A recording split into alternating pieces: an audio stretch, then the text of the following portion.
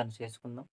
పరలోకమందున్న మా కన్న తండ్రి, మమ్మలను మిక్కిలిగా ప్రేమించిన మా గొప్ప దేవ, మీకు వందనములు, స్తోత్రాలు తెలియజేసుకుంటూ, ఈ యొక్క రాత్రికాల సమయమందు మీరిచ్చిన మహాకృపను బట్టి వందనములు తెలుపుకుంటూ, ఈ సమయమందు పరిశుద్ధ గ్రంథంలో మా కోసం మీరు వ్రాయించిన మాటలను ఆలోచన చేయుచుండగా తండ్రి, మీ యొక్క ఆలోచనను నాకు అనుగ్రహించి, పరిశుద్ధ గ్రంథంలో వ్రాయబడిన మాటలు ఉన్నవి ఉన్నట్టుగా చెప్పుటకు మీ సహాయం దయచేయమని కోరుకుంటూ, చెప్పుచున్న నాకు మీ ఆలోచననిచ్చి సహాయం చేయండి, నడిపించండి.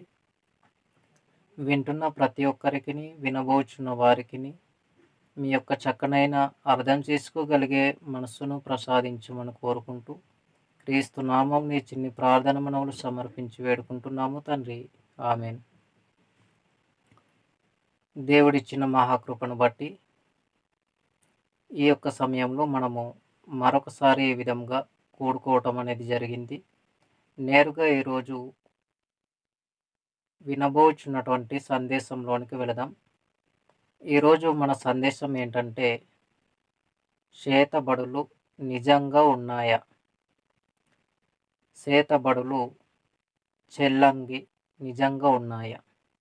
మీరు టైటిల్ ఏం పెట్టుకుంటారంటే, సందేశం యొక్క అంశము మీరేం పెట్టుకుంటారంటే, చేతబడులు నిజంగా ఉన్నాయా? వాస్తవానికి పరిశుద్ధ గ్రంథంలో చేతబడులను గూర్చి ఏమైనా చెప్పబడిందా? ఎక్కడో ఉన్నటువంటి బొమ్మను వారు ఆపరేట్ చేయటం ద్వారా మనిషికి ఏమైనా ప్రమాదం ఉందా అనేటటువంటి ఆలోచనలను గూర్చి వాక్యంలో ఏమైనా సంగతులు చెప్పబడ్డాయా? వీటన్నింటిని గూర్చి ఈ సమయంలో మనము కొన్ని సంగతులు ఆలోచన చేద్దాం. వాస్తవానికి పరిశుద్ధ గ్రంథంలో వీటికి సంబంధించినటువంటి వాక్యపు యొక్క ఆధారాలు ఏమైనా ఉన్నాయా? జాగ్రత్తగా ఆలోచన చేయగలిగితే, నేడున్నటువంటి సంఘంలో ఉన్న క్రైస్తవులు అనేకమైనటువంటి మూఢాచారాలను, మూఢనమ్మకాలను కలిగిన వారై ఉన్నారు. నేను మాట్లాడుతున్నది క్రైస్తవులైనటువంటి వారిని గురించి.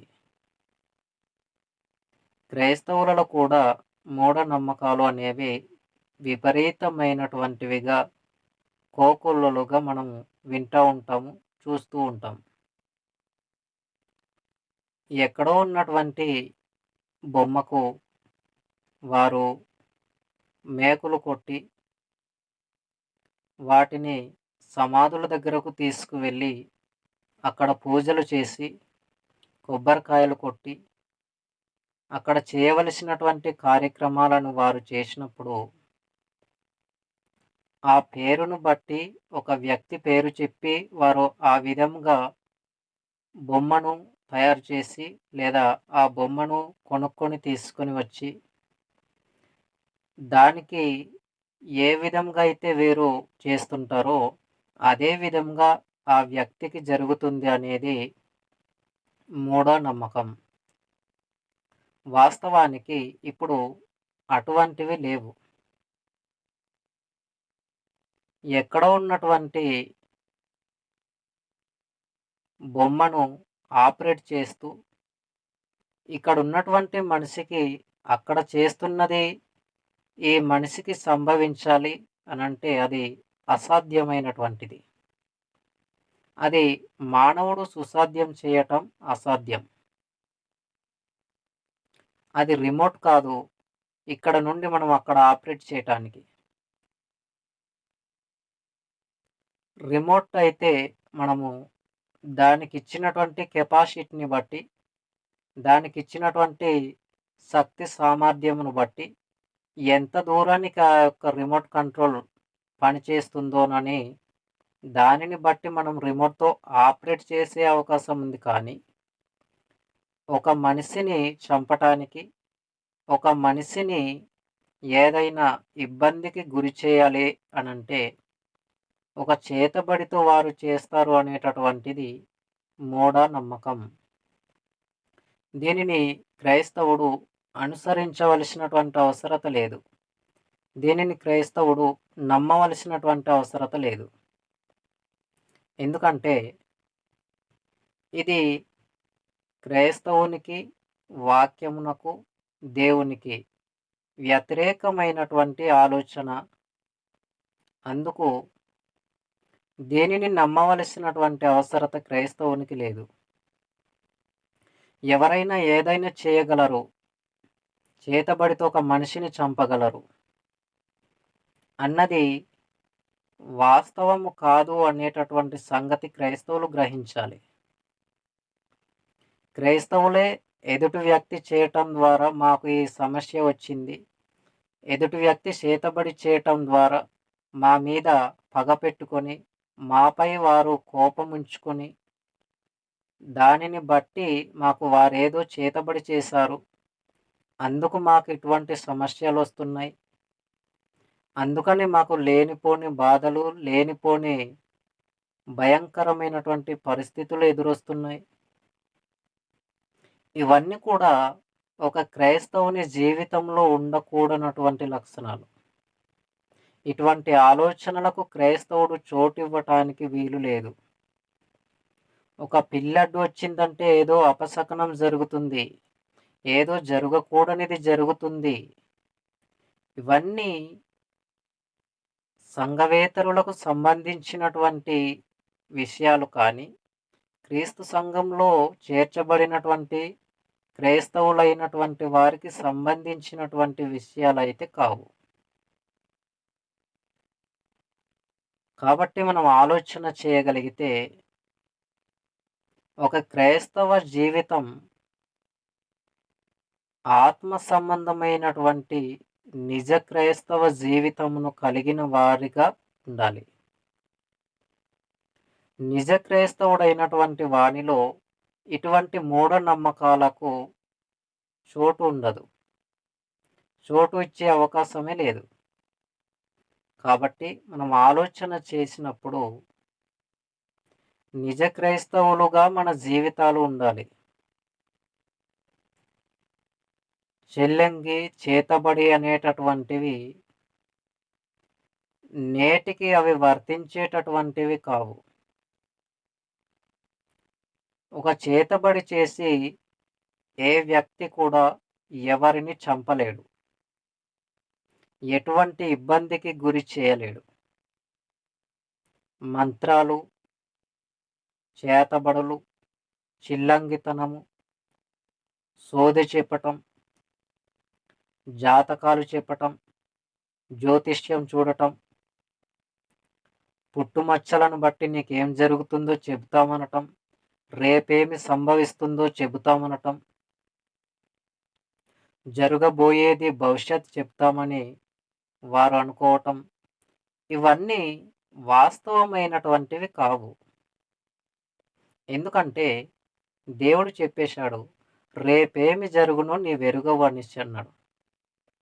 రేపేమి సంభవించునో నీకు తెలియదు అనేసి చెప్పేశాడు. రేపటి దినమును గూర్చి ఆలోచించవలసిన అవసరత లేదని చెప్పేశాడు. రేపేమి జరుగుతుందో తెలియని నీవు, రేపేమి సంభవిస్తుందో తెలియని నీకు, నీవు భవిష్యత్ జ్ఞానాన్ని చెప్పగలవా? నీవు భవిష్యత్తులో ఏమి జరుగుతుందో చెప్పగలవా? రేపేమి జరుగుతుందో నువ్వు చెప్పగలవా? రేపేమి జరగవలసి ఉన్నదో నువ్వు చెప్పగలవా? ఇవేవి నీకు తెలీదు.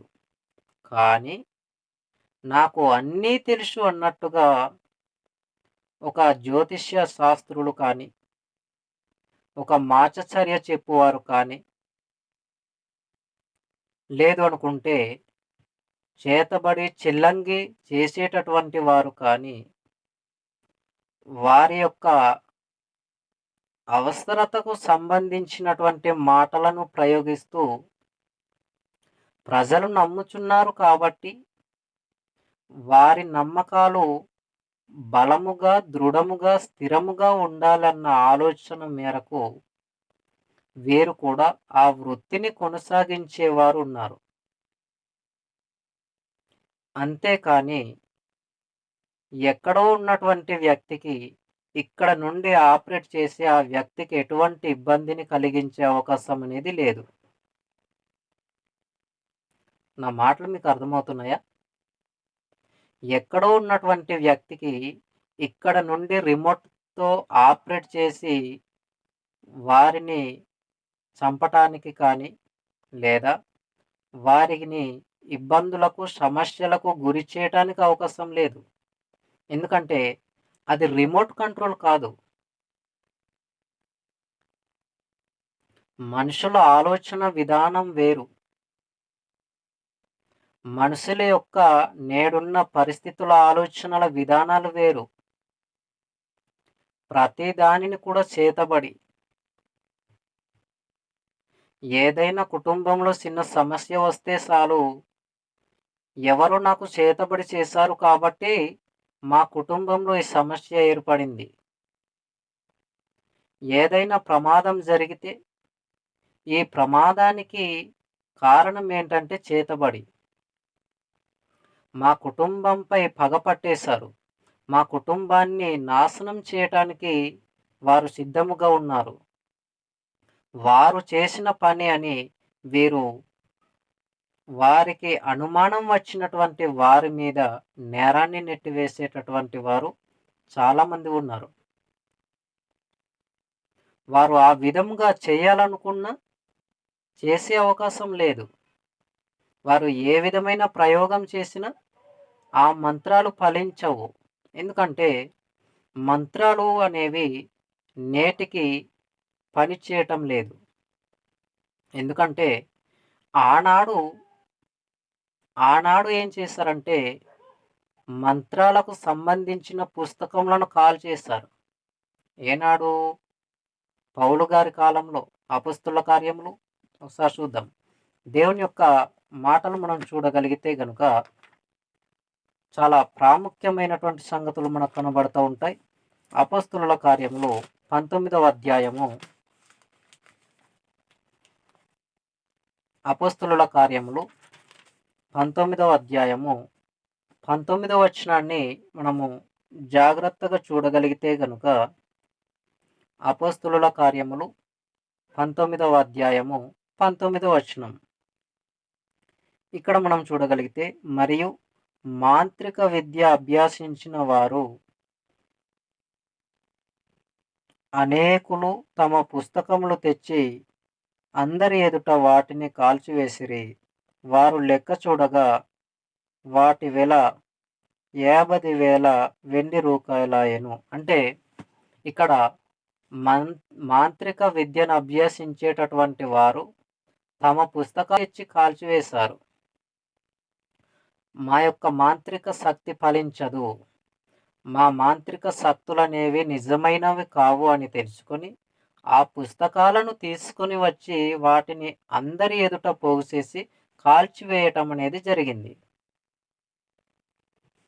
అందరి ఎదుట ఆ పుస్తకాలు ఏం చేశారు? కాల్చేశారు. పుస్తకాలు కాల్చేశారు కాబట్టి నేటికి వాటిని అనుసరించి మూఢనమ్మకాలను పాటించవలసినటువంటి అవసరత నేడున్నటువంటి వారిగా క్రైస్తవులకు లేదు. అలా అని ఇంతకు ముందు క్రైస్తవులు అవి చేశారనంటే క్రైస్తవులకు సంబంధించినటువంటివి కావు. బాగా గమనించాలి. ఒక వ్యక్తిని చంపటానికి ప్రయోగించవలసినటువంటిది భౌతిక పరముగా కంటికి కనిపించేవి, మన చేతితో మనము తాకినప్పుడు మన చేతికి అందినట్టుగా పట్టుకోవటానికి అనుకూలంగా ఉండేటటువంటి ఆయుధములను, పరికరములను, వస్తువులను ఉపయోగించి ఒక మనిషిని హత్య చేయటానికైనా, ఒక మనిషిని గాయాలు చేయటానికైనా అవకాశం ఉంది. కానీ మంత్రాలతో మనిషిని గాయపరిచే అవకాశం లేదు. మంత్రాలతో మనిషిని చంపే అవకాశం లేదు. కానీ నేడున్న క్రైస్తవులు ఒక మనిషి చావటానికి కారణం చేతబడి, ఏదైనా ప్రమాదం జరిగితే కారణం చేతబడి, ఏదైనా కుటుంబంలో ఇబ్బంది కలిగితే కారణం చేతబడి. ఏదైనా కుటుంబంలో సమస్య వస్తే చేతబడి. ప్రతి దానికి చేతబడి, చేతబడి, చేతబడి, చెల్లంగి. వేటి వలనే ఇటువంటి సమస్యలు ఎదుర్కొంటున్నాము అని నేడున్నటువంటి క్రైస్తవుల నోట ఈ మాట రావటం అనేది చాలా విచారకరమైనటువంటి పరిస్థితి. ఎందుకు విచారకరమైనటువంటి పరిస్థితి అని చెప్పాల్సిన అవసరత వచ్చిందంటే, ఒక క్రైస్తవుడైనటువంటి వాని నోటి నుండి కూడా ఈ మాట రాకూడదు అనేటటువంటి భావన. ఒక క్రైస్తవుని నోటి నుండి మూఢనమ్మకాలకు సంబంధించినటువంటి మాటలు రాకూడదు, పలుకకూడదు. ఒకవేళ హృదయంలో ఈ ఆలోచన వచ్చినా, ఆ హృదయంలో నుండి ఇతరులకు వినిపించేలా మాట్లాడవలసిన అవసరత లేదు. దానిని హృదయంలో నుండి తొలగించుకోవాలి, విడుదల చేసుకోవాలి. కానీ దానిని అనుసరించవలసిన అవసరత లేదు. కుక్క అడ్డు వచ్చిన ప్రయాణానికి ఎక్కడికైనా ప్రయాణం చేయటానికి వెళ్ళే సమయంలో ఒక పిల్లి అడ్డు వచ్చిన, కుక్క ఎదురు వచ్చిన అపశకనం ఉంది, ఏదో ప్రమాదం పొంచి ఉంది అనేది చాలామంది అభిప్రాయం. నేటికి క్రైస్తవుల అభిప్రాయాలు కూడా ఇలానే ఉన్నాయి. కాబట్టి ప్రతి ఒక్కరు కూడా చాలా జాగ్రత్తగా క్రైస్తవ విశ్వాసులైనటువంటి వారు ఎరగవలసిన సంగతి ఏమిటి, సమాచారం ఏమిటి అనంటే, దేవుడు మనకు తోడుగా ఉన్నాడు కాబట్టి మనము దేవునితో సంబంధమును కలిగి దేవునికి ఇష్టమైనటువంటి జీవితమును కలిగిన వారిగా ఉంటే మనకు ఎటువంటి పరిస్థితులు ఉన్నప్పటికీ, ఎటువంటి సమస్యలు ఉన్నప్పటికీ ఆ యొక్క భారం అంతటిని కూడా దేవుడే చూసుకోగలరు. ఆ నమ్మకము, ఆ విశ్వాసము, ఆ స్థిరత్వము మన జీవితంలో కనబడాలి దేవునికి. ఒక క్రైస్తవునిలో, ఒక సంఘ విశ్వాసునిలో కనబడాలి. సంఘ కాపరిలో ఈ యొక్క లక్షణాలు కనబడాలి దేవుని దృష్టిలో. ఇలా ఉండగలిగితేనే దేవుడు మనకు తోడుగా ఉండే అవకాశం అనేది ఉంది. ఎందుకంటే దేవుడు మనల్నందరిని కూడా యథార్థవంతులుగానే పుట్టించాడు. యథార్థవంతులుగా పుట్టించాడు. యథార్థవంతులుగా పుట్టించినప్పటికీ ఆ యథార్థతను వదిలేసి, ఆ యథార్థతను విడిచిపెట్టి, యథార్థతను కోల్పోయి దేవునికి ఇష్టం లేని జీవితాలు కలిగి బ్రతుకుచున్నాం.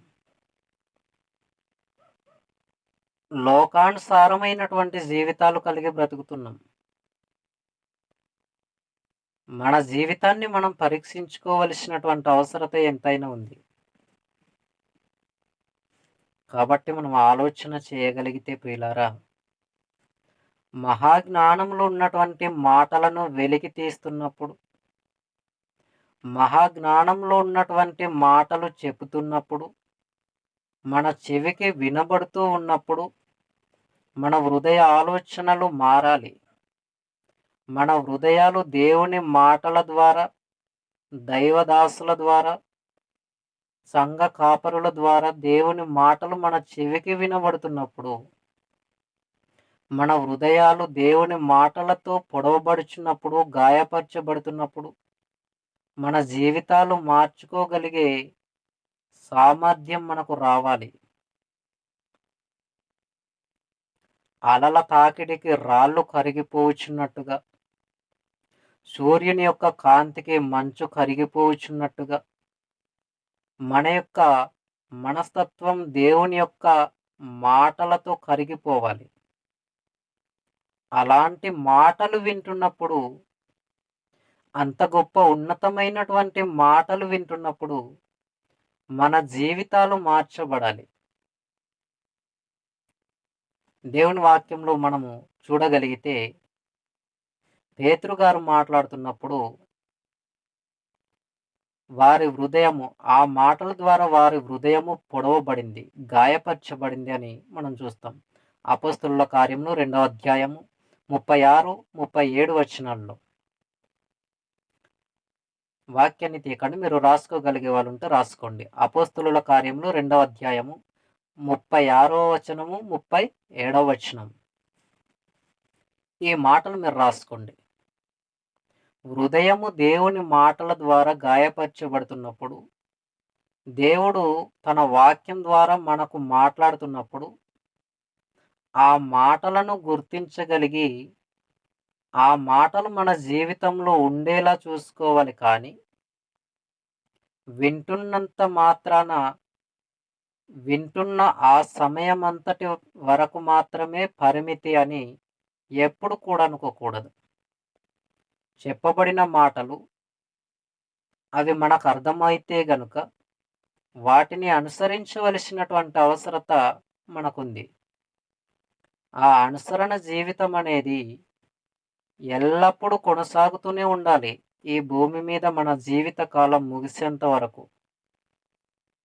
మన బ్రతుకు కాలం ముగిసేంత వరకు, మన ప్రాణం ఈ దేహాన్ని వదిలేంత వరకు, ఆత్మ దేహమును విడిసి వెళ్ళిపోయేంత వరకు క్రైస్తవుని జీవితం దేవునికి అనుకూలమైన జీవితంగా ఉండాలి. ప్రతి లోకపరమైన మాటలను నమ్మటానికి లేదు.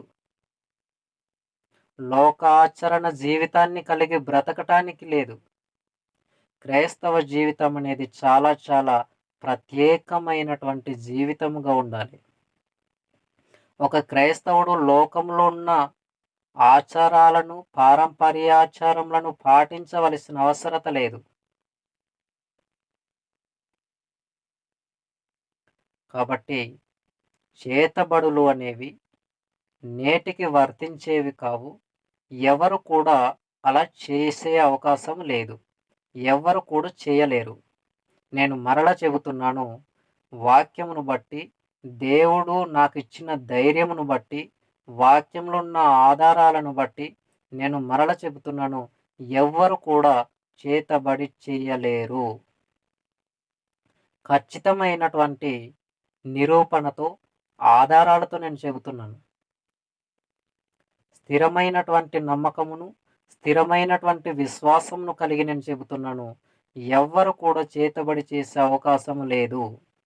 ఒకవేళ చేతబడి చేసి నేను నిన్ను సమస్యకు గురి చేస్తాను, నా చేతబడితో నేను నిన్ను ఇబ్బంది పాలు చేస్తాను, నా చేతబడితో నేను నిన్ను నా యొక్క మంత్రాల శక్తితో నేను నిన్ను కట్టిపడేస్తాను, నా మంత్రాల శక్తితో నేను నిన్ను చంపగలను అంటే, అలాంటి వాళ్ళు ఎవరైనా ప్రపంచంలో ఎవరైనా ఇటువంటి ఆలోచన విధానాలు కలిగిన వారుంటే నేను ఎప్పటికీ సిద్ధం. మీకు ఏమి కావాలన్నా, వెంట్రుకలు కావాలన్నా, రక్తం కావాలన్నా, లేదనుకుంటే నేను నడిచి వెళ్ళినటువంటి పాదముల యొక్క మట్టి కావాలన్నా, చెప్పులు కావాలన్నా, ఏది కావాలన్నా నేను మీకు ఇవ్వటానికి సిద్ధం. మీకు చేతనైనటువంటిది మీరు చేసుకోవచ్చు.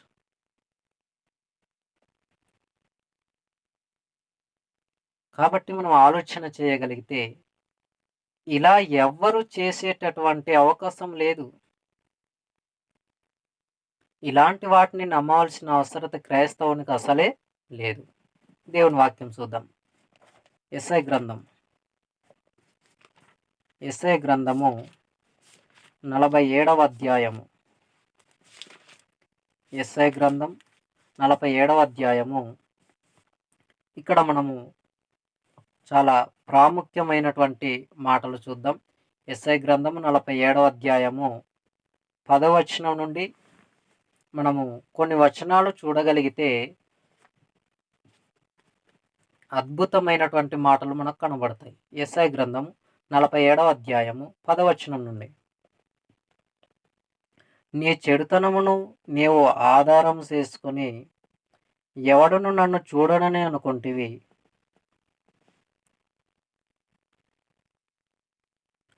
నేనున్నాను, నేను తప్ప మరి ఎవడును లేడని నీవనుకొనున్నట్లుగా నీ విద్యయు నీ జ్ఞానమును నిన్ను చెరిపివేసెను. కీడు నీ మీదికి వచ్చినట్లు నీవు మంత్రించి దాన్ని పోగొట్టజాలవు. కీడు నీ మీదకొచ్చినప్పుడు మంత్రంతో దాన్ని నీవు పోగొట్టలేవంటున్నాడు. కీడు నీ మీదకొచ్చిన ఇక్కడ మనం చూస్తున్నాం 11వ వచనంలో, కీడు నీ మీదికి వచ్చినప్పుడు నీవు మంత్రించి దాన్ని పోగొట్టజాలవు. ఆ కీడు నీ మీద పడును. దానిని నీవు విచారింపలేవు. నీకు తెలియని నాశనము నీ మీదికి అకస్మాత్తుగా వచ్చును. తెలియని నాశనం. తర్వాత ఇక్కడ 12వ వచనం, నీ న్యాయమును నీవు నీ బాల్యము నుండి నీవు ప్రయాసపడి అభ్యాసించిన నీ కర్ణ పిశాస తంత్రములను నీ విస్తరమైన శకునములను చూపుటకు నిలువుము. ఒకవేళ అవి నీకు ప్రయోజనకరమవునేమో. ఒకవేళ నీవు మనుషులను బెదిరింతువేమో. నీ విస్తారమైన యోచనల వలన నీవు అలసి ఉన్నావు. జ్యోతిష్కులు, నక్షత్ర సూచకులు, మాచచర్య చెప్పువారును నిలువబడి నీ మీదికి వచ్చునవి రాకుండా నిన్ను తప్పించి రక్షించునేమో ఆలోచించుము అన్నాడు. ఇక్కడ మాచచర్య చెప్పువారు కంప్యూటర్ ముందు కూర్చొని మాట్లాడేవారు. బాల్యము నుండి నీవు అభ్యాసించినటువంటి విద్య నిన్ను సెరిపివేసెను అంటున్నాడు. అంటే కీడు నీ మీదికి రాకుండా నీవు అభ్యాసించినటువంటి మాంత్రిక శక్తులు నిన్ను రక్షిస్తాయేమో, ఒక్కసారి నిలువమంటున్నాడు దేవుడు. నీవు ఏవైతే నేర్చుకున్నావో, నీవు ఏవైతే చేతబడి అని నువ్వు అనుకుంటున్నావో, దేనితో అయితే నేను ఎదుటి వ్యక్తికి ఇబ్బంది పెట్టగలను, ఎదుటి వ్యక్తిని నేను చంపగలనని నువ్వు అనుకుంటున్నావో, నీ చేతనైతే నువ్వు నిలబడమంటున్నాడు. దేవుడు ఇస్తున్నటువంటి ఛాలెంజ్, దేవుడు విసురుతున్నటువంటి సవాల్ ఎంత గొప్పగా ఉన్నాయి చూడండి. ఇక్కడ దేవుడి మాటలు, నీ చేతనైతే నువ్వు నిలబడమంటున్నాడు దేవుడు. ఎవరైనా నిలబడి, ఎవరైనా చేతబడి చేసి గెలవగలరా? ఎందుకంటే దేవుని వాక్యం హెచ్చరిక మాటలుగా జారీ చేస్తున్నాయి. ఎవరు కూడా చేతబడి చేసి నేటికి ఎవరిని ఇబ్బంది పెట్టే అవకాశాలు లేవు. చాలామంది అమాయక ఆలోచనలు కలిగిన వారిగా ఉండి ఈ మాటలు నమ్మగలుగుతున్నారు. ఏ మాటలు? వారేదో చేస్తారు, చేతబడి చేయగలరు, చిల్లంగి చేయగలరు, మాయలు మంత్రాలు చేయగలరు అనేటటువంటి విద్యను అనేక మంది నమ్మగలుగుతున్నారు. కాబట్టి వాటిని ఆసరాగా తీసుకొని, వాటిని ఆధారం చేసుకొని నేటికి తమ పొట్ట కొరకు, కూటి కొరకు తమ యొక్క జీవితాలను కొనసాగించే వారు ఎందరో ఉన్నారు. ఇలా చేయకపోతే వారికి పూట గడవదు. వారు జేనుడు పొట్టను పోషించుకొనుట కొరకు ఈ విధమైనటువంటివి చేసేవారు చాలామంది ఉన్నారు. అందరూ కాదు, కానీ అలా చేసేవారు కొందరున్నారు. కాబట్టి మనం జాగ్రత్తగా ఆలోచించవలసిన అవసరత ఉంది. ఈ మాటలు నేను ఎందుకు ప్రస్తావించటం జరుగుతుంది? ఈ టైటిల్, ఈ పాఠ్యాంశాన్ని ఎందుకు మాట్లాడవలసిన అవసరత వచ్చింది అనంటే, చాలామంది నేటికి క్రైస్తవులైనటువంటి వారు, విశ్వాసులైనటువంటి వారు, చాలామంది సంఘ కాపరులైనటువంటి వారు కూడా చేతబడులున్నాయి. చేతబడులకు భయపడవలసిన అవసరత ఉంది. ఏదైనా ప్రమాదానికి గురి చేస్తారు వారు. వారి మాట వినకపోతే వారు చేతబడి చేసి మనకు ఇబ్బంది కలిగిస్తారు, లేదా సమస్యకు గురి చేస్తారు. అవసరమైతే మంత్రాలతో చేతబడి చేసి మన కుటుంబాన్ని లేపేస్తారు, నాశనం చేసిస్తారు, చంపేస్తారు. ఇది నేడున్నటువంటి అనేక మందిలో ఉన్న ఆలోచన విధానం. ఈ ఆలోచన విధానం క్రైస్తవేతరులలో ఉంది అంటే కాస్త అర్థముంది. కానీ క్రైస్తవేతరులలో కాకుండా క్రైస్తవులలో ఉండటం, సంఘాలను నడిపిస్తున్నటువంటి సంఘ కాపరులలో ఉండటం, వాక్యాన్ని ఎరిగిన వారై ఉండి, వాక్యంను ఎరుగని వారిగా ఉండటం అనేది చాలా ఆలోచించవలసినటువంటి అవసరత ఉంది. నిజానికి, వాస్తవానికి ఇటువంటి మూఢనమ్మకాలు కలిగినటువంటి క్రైస్తవులు నిజ క్రైస్తవులేనా? వాస్తవానికి ఈ మూఢనమ్మకాలను ఆచరిస్తూ, మూఢనమ్మకాలను పాటిస్తూ, మూఢనమ్మకాలకు భయపడుతూ బ్రతుకును కొనసాగిస్తున్నటువంటి వారు నిజమైన క్రైస్తవులుగా, విశ్వాసులుగా పిలువబడుచు సంఘాలను నడిపించే సంఘ కాపరులేనా? ఇవన్నీ వాక్యంతో మన జీవితాన్ని పోల్చుకోవలసినటువంటి అవసరత ఉంది. మన జీవితాలు ఎలా ఉన్నాయో అర్థం చేసుకోవలసినటువంటి వారిగా, పరిశీలన చేసుకోవలసినటువంటి వారిగా మనం ఉండాలి. కానీ దేనిని చూసినా భయపడటం, గ్రహాలకు భయపడటం, సూర్యగ్రహణం వస్తే భయపడటం, చంద్రగ్రహణం వస్తే భయపడటం,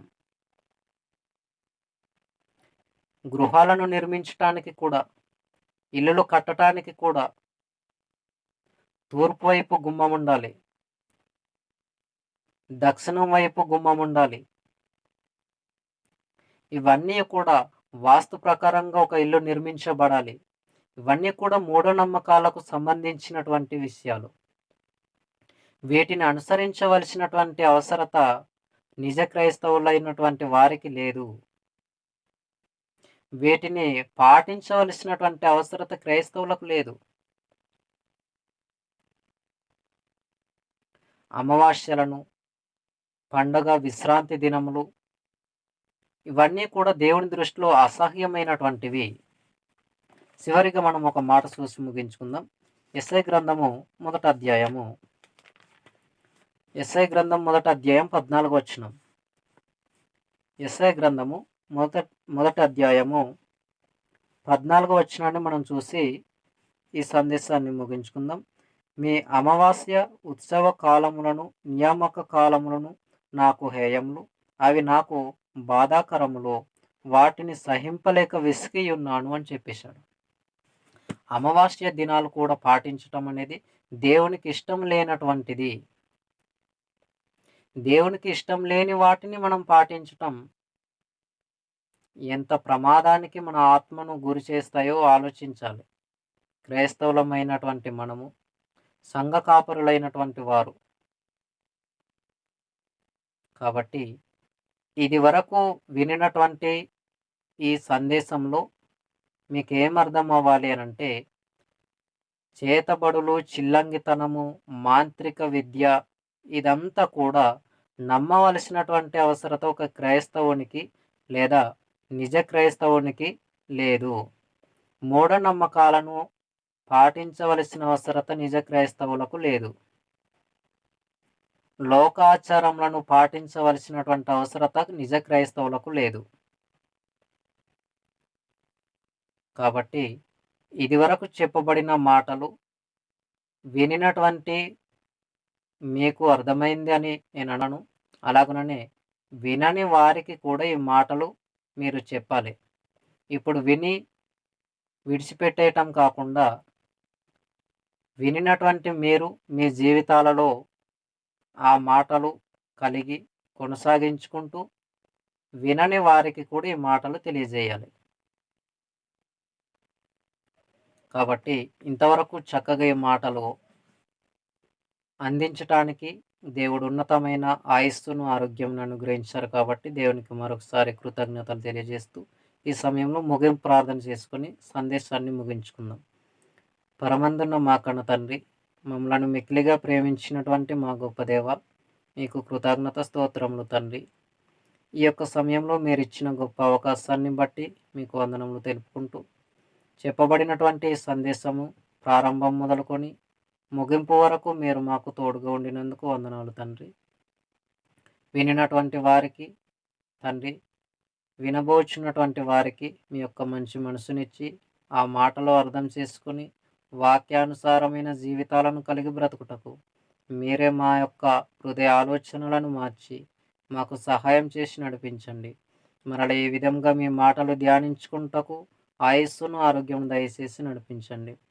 ఇదిగో తండ్రి, మా ప్రాణం పోకడ మీ ప్రియ కుమారుడైన యేసుక్రీస్తు వారి యొక్క రెండవ రాకడ ఆలస్యమైతే మరలా ఏ విధంగా కలుసుకునే భాగ్యం మాకు అందరికి దయచేయమని కోరుకుంటూ క్రీస్తు నామమున ఈ చిన్ని ప్రార్థన మనవులు సమర్పించి వేడుకుంటున్నాము తండ్రి. ఆమేన్.